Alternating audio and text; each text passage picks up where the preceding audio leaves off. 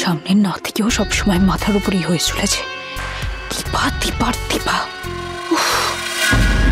বৌমনি receive করো না। ওগুলো রাখুন, টেবিলে রাখুন। দীপালি, ওদের দাও। আচ্ছা আমি আসছি, তুমি বসো না, বসো। আজকেই তোমার খেল খতম করব আমি, দীপা সেনগুপ্ত। আপনাদের বড় বউ আপনাদের কাছেই আছে, আপনাদেরই আপ্যায়ন করছে। আজকে আমার ডাক্তারবাবুর জন্মদিন বলে কথা। আপনারা যে আমাকে এত বছর পরেও মনে রেখেছেন, এটাই আমার পরম পাওয়া। এখনো কেক এলো না তো, কেক কোথায়? কেকটা কোথায়? এসে গেছে। সরো সরো।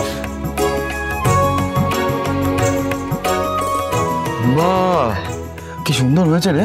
শুধু সুন্দর না, খেতেও ভালো হবে। বলছিস? খেতে তো ভালো হবেই, দেখে যা মনে হচ্ছে। হ্যাঁ, এই তো সূর্য এসে গেছে। দীপা,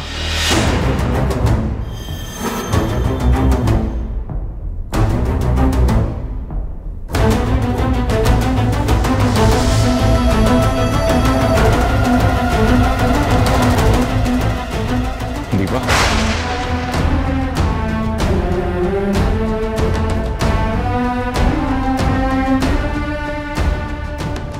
তোমাকে আজকে এই শাড়িটা পরতে হলো?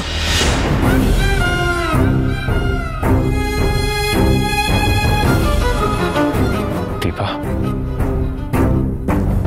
তুমি কিসে? যার প্রতীক্ষা আমি পথে বসে আছি এতদিন ধরে, অবিকল তোমাকে দীপার মতোই লাগছে। দীপা, উত্তর দাও, চুপ করে থেকো না, বলো তুমি এটা কিনা।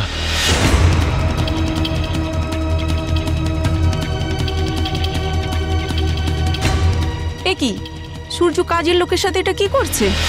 এ বাবা, মাথাটা একদম গেছে বলে মনে হচ্ছে। আশ্চর্য তো, আপনারা কি বাবার কন্ডিশন জানেন না? যদি কিছু হয়ে থাকে, আপনারা বাবাকে নিয়ে এইভাবে কথা বলছেন কেন?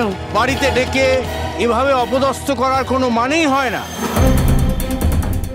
আমরা যদি আগে বুঝতাম এই পরিস্থিতিতে পড়তে হবে, তাহলে আসতামই না।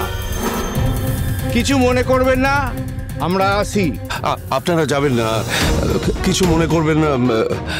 রূপা দিদি ভাই না বুঝে কথা বলে ফেলেছে। আমি আমি আমি ওর হয়ে আপনাদের কাছে ক্ষমা চাইছি। আজকের দিনে তোমার এটা কি ব্যবহার? এরকম করো না রূপা।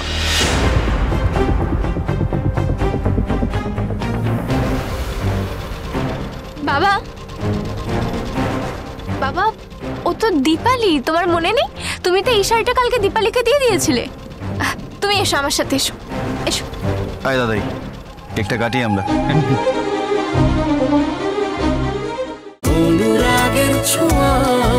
অনুরাগের ছোঁয়া, সোম থেকে রবি প্রতিদিন রাত 9:30টায় স্টার জলসায় ও জিও হটস্টারে।